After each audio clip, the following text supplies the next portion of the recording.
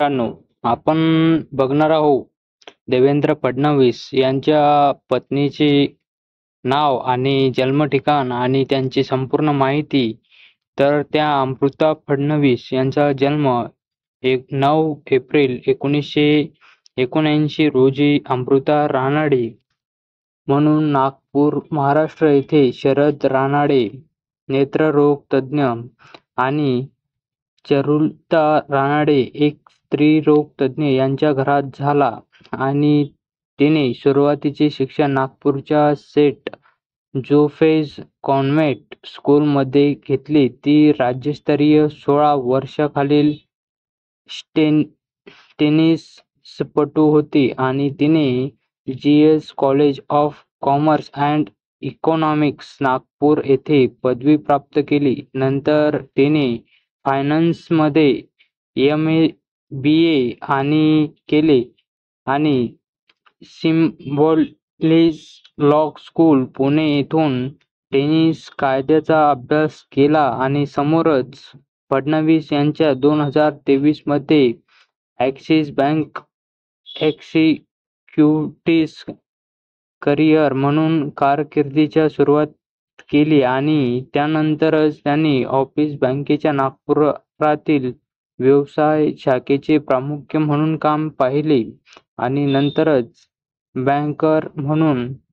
फडणवीस यांनी गेल्या 17 वर्षांपासून ॲक्सिस बँकेत काम केले आहे आणि ती कार्यकारी रोखपाल म्हणून रुजू झाली आणि व्हाईस प्रेसिडेंट स्ट्रॅटेजिक बँकिंग विभाग म्हणून काम करते आणि तिने जानेवारी 2015 मध्ये वरळी, मुंबई येथील कॉर्पोरेट कार्यालयात स्थलांतर केले आहे. त्याचे पती महाराष्ट्राचे मुख्यमंत्री झाल्यानंतरही ॲक्सिस बँकेत काम करत राहिले आणि नंतरच गायक म्हणूनही संपादन करतात आणि गायक म्हणूनही त्या प्रसिद्ध आहे आणि 5व्या आणि 6व्या वर्षापासून शास्त्रीय संगीताचे प्रशिक्षण घेतलेल्या फडणवीस यांनी विविध सामाजिक कार्यक्रमांमध्ये तसेच अनेक व्यावसायिक आणि सामाजिक चित्रपटांसाठी गाणी गायली आहेत. तिने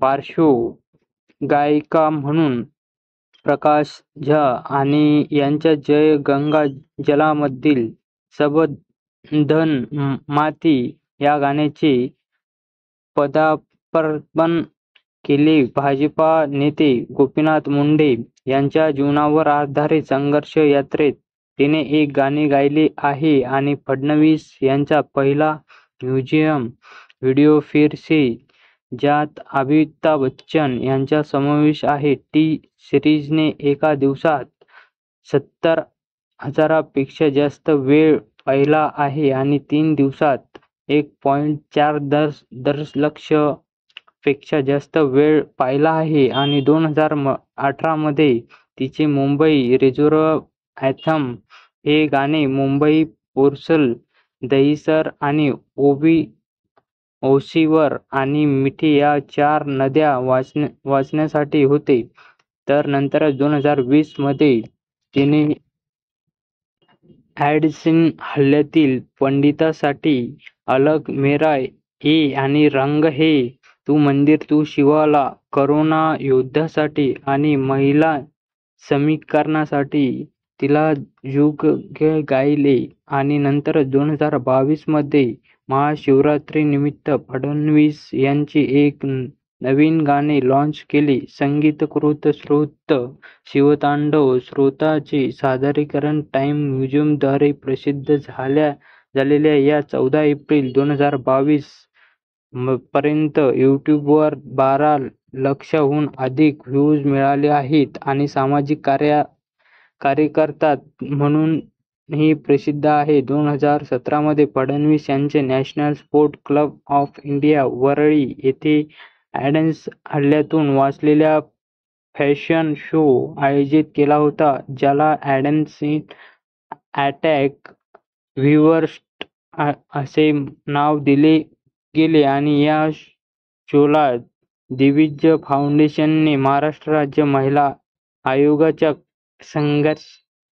सहकार्याने पाठिंबा दिला आहे आणि कार्यक्रमाला उपस्थित असलेल्या महाराष्ट्राचे मुख्यमंत्री देवेंद्र फडणवीस यांनी ॲडिस ॲसिड हल्ल्यातील पीडितांना नुकसान भरपाईची रक्कम 30,000 रुपये ते 50,000 रुपये करण्याची घोषणा केली आणि नंतरच 2019 मध्ये फडणवीस आणि दिग्विजय फाउंडेशनने मुंबईतील झोपडपट्टीमधील 7 ते 12 वयोगटातील वंचित शालेय मुलांसाठी मिठी के सितारे नावाचा संगीत टॅलेंट शो सुरू केला आणि ज्याला उद्देशाने निवड आणि उमेदवारांना गायक आणि वाद्य संगीताच्या विविध प्रकारचे उपलब्ध करून देण्याचा उद्देश मोठ्या व्यासपीठावर करण्यात आला.